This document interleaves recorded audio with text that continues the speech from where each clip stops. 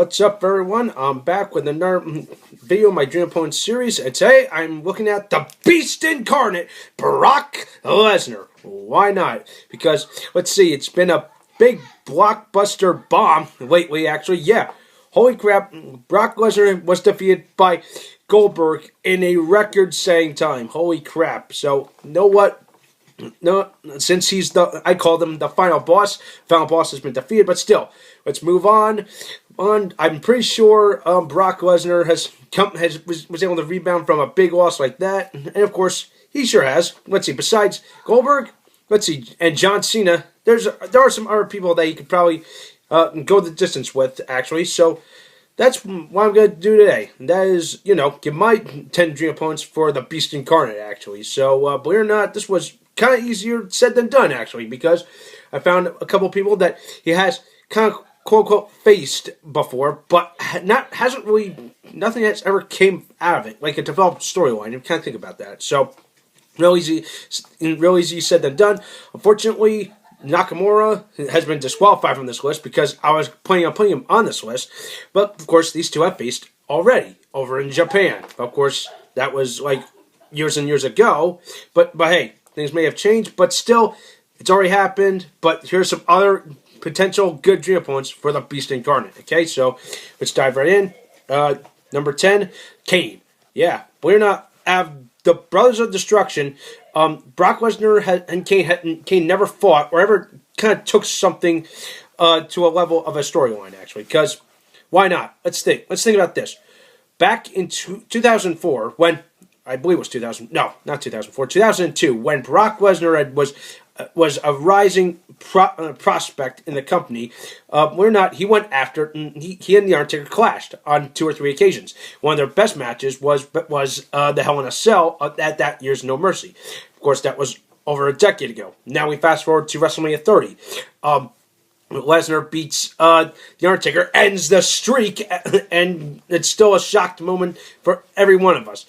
But, of course, this would really work, actually, because, let's see, Kane and Brock Lesnar could really work off each other, because, let's see, the storyline could be like, you taking out my brother, and you got to handle me, that kind of thing. It'd be like, oh, wow, Lesnar takes on the Big Red Machine, and when you go up against the Big Red Machine, you're in for a treat, actually. You're either going to get Kane that's vintage Kane, or you're going to get angry, pissed off Kane, and so he's like kind of like a chameleon. He can go either two ways. So the match could probably be just a drag-out fight, or it could be a good tangle match. We don't know, actually. It's a good question to ask. So we don't know. Coming at number 9, Sting. Yeah, I know. Putting a legend on this list? Yeah. Of course, obviously, Lesnar is known for destroying legends. Case in point, 2002. He put Hulk Hogan on the shelf. He gave him eternal bleeding. He broke his rib or something like that. It was crazy. Now let's see. Took out the Big Show. Took out the Undertaker. He's taken out the Rock. So yeah. And our legend that would be Sting. And of course, I mentioned this with Sting in his video, was that Sting is able to make any young talent and just make him look good, and in turn, they are supposed to make him look good, kind of thing. Kind of like a passing of the torch. So in a way, Sting can probably do the same to Brock Lesnar. Because, let's see, Brock Lesnar, even though he's no longer the young blue chipper that we all know, but hell, it could really work out. You got the Scorpion Deathlock versus the F5, and they could really play off each other. Sure, I know, looking at it, could be a totally one-sided battle, but hell, Sting could really pop a fight, actually, if he can. And yeah, got magic right then and there. You could probably book a really good story from both of them, kind of like, youth versus experience, another, like I said, passing the torch kind of thing. Number 8, Alberto El Patron, or Alberto Del Rio, where you want to call him. Yeah, the reason why he makes the list is, kind of think about this, it'll be a pretty cool, interesting hybrid fight, if you kind of think about this. Both of them are both adept at not just wrestling, they're both adept at martial arts, but I would kind of give a bit of an edge to El Patron because he's also adept in Lucha Libre. Yeah, so that right then and there, you got pretty much a perfect hybrid fight. You got the MMA style, the hard-hitting style, you got the Lucha Libre, you got everything. All then there, you got the complete and total package. And will it be a classic? Maybe. Now, of course, you got yes, would be like a best of something series. I could totally see that coming out. Yeah, the F5 versus the arm breaker or the backstabber, and of course, Kimura lock versus the cross arm breaker. Jeez Louise, that would be amazing stuff to watch. I could just probably plan that whole match out right here and right now, or even in your head. I'd say this would be a definite Booker's ultimate dream match. So if I were any of you guys, think about it. Number 7, Kenta Kobashi. Yeah, you're probably wondering, wait, Kenta Kobashi? Why does he make the list? Because, like I said, he's faced Japanese stars and legends before. He's faced Nakamura. He's faced other good ones. Like I believe he's faced Antonio Inoki. But one good match I could probably see him facing, or a good Japanese legend, would be Kenta Kobashi, the current president of Pro Wrestling Noah, because Kenta Kobashi is a prodigy of the late legendary Mitsuharu Misawa. And of course, holy crap, Kenta Kobashi is known for not just being a stiff striker, but he's also being a good worker, actually. And he's had some great memorable feuds of his career, even over in Japan. So take Kenta Kobashi's Japanese hard-hitting style, along with the grappling that he can do, then throw in maybe Brock Lesnar's appeal and wrestling style, and throw in the MMA style. So you essentially got another good hybrid fight on your hands. The perfect blend, the melting pot of all these different styles. It got a very, very good dream match right then. There, maybe Wrestle Kingdom quality match. Now, probably almost on par, maybe as a WrestleMania match. We don't know. That would be something to look forward to. Number 6, Daniel Bryan. Yeah, I'm kind of throwing this guy. I'm kind of playing with fire here because, let's see, another guy that's adept at the hybrid fighting, as well as, he's the little guy. Pretty much I threw him on this list as pretty much Battle of David versus Goliath. They can really do some damage and work off each other perfectly, if you kind of think about that. So, yeah, F5 versus the Yes Lock, the Kimura Lock versus the flying headbutt, or wherever moves that they can reach into their bag of tricks. Because I know Lesnar can really do that. I know same thing with Daniel Bryan. I know there's even though Daniel Bryan's retired, but still, if you look back at any of his good matches of his wrestling career, even in Ring of Honor, he can really pull out some interesting stuff into his bag of tricks. In the cow mutilation, which I still miss to this day, people. Come on, that would be awesome. Yeah, just the story, just write the stuff. David Goliath, good hybrid style fight. All the pieces will fall into place.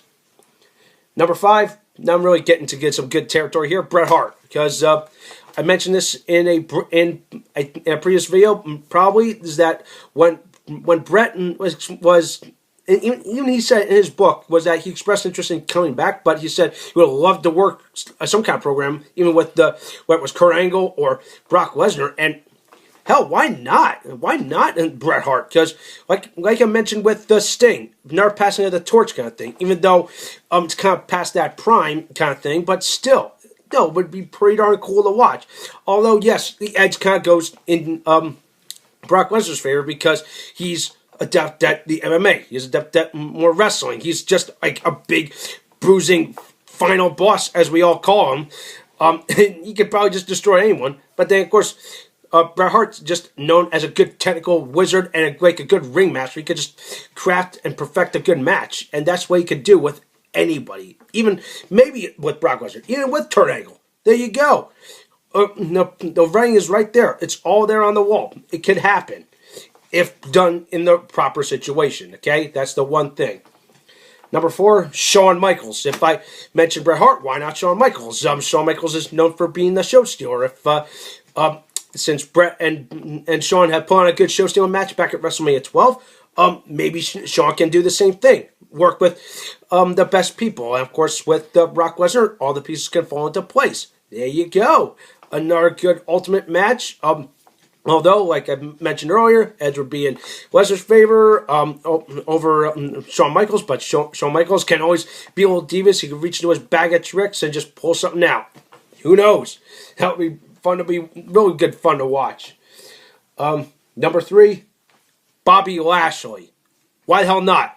Okay, when Lesnar left to go and do MMA, for some reason, when Bobby Lashley came along, I kept looking at him and be like, my goodness, this guy's almost essentially a clear-cut cloth of freaking Brock Lesnar, minus the all F5 movement and all that. The guys can move through the ring despite his size and strength, and not to mention he is pretty much essentially almost a carbon copy of Brock Lesnar.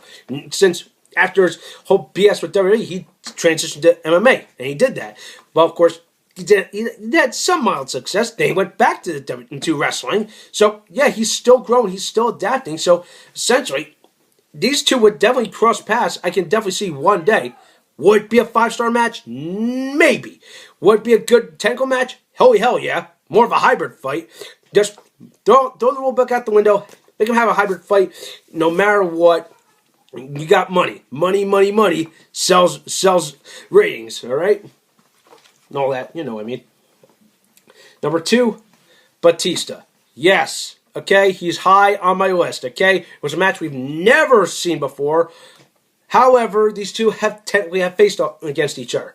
But, of course, that was many moons ago. They fought in a match back in OVW. Of course, this is back when Batista was just Leviathan, or the big, giant, brooding monster he was. Or Brock Lesnar was Brock Lesnar. So, but of course, that was like a long time ago. Now things have changed. You know, Batista once again has left wrestling again, go back to Hollywood.